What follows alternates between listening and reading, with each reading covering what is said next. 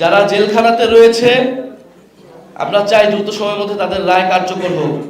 এবং তারা যে অপরাধ তৈরি করেছে একটা শুধু রাজনৈতিক দল হিসেবে না, জুলাই আগস্টের ভিকটিম হিসেবে আমরা এই দাবি জানাচ্ছি যে দ্রুত সময়ের মধ্যে আমরা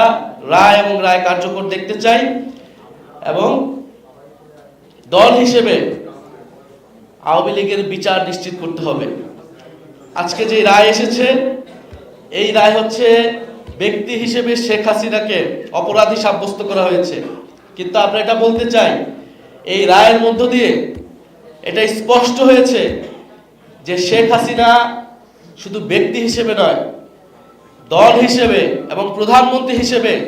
রাষ্ট্রের সর্বোচ্চ জায়গা থেকে এই গণহত্যার নির্দেশদাতা ছিলেন, সর্বোচ্চ হুকুমদাতা ছিলেন এবং পরিকল্পনাকারী ছিলেন। ফলে আওয়ামী লীগও দল হিসেবে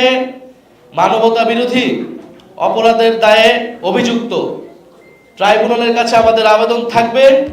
যে দল হিসেবে আওয়ামী লীগের বিচার শুরু করতে হবে এবং বিচারের মাধ্যমে আওয়ামী লীগের রাজনৈতিক এবং বিচারিক ফয়সালা বাংলাদেশের মাটিতে আমরা দেখব।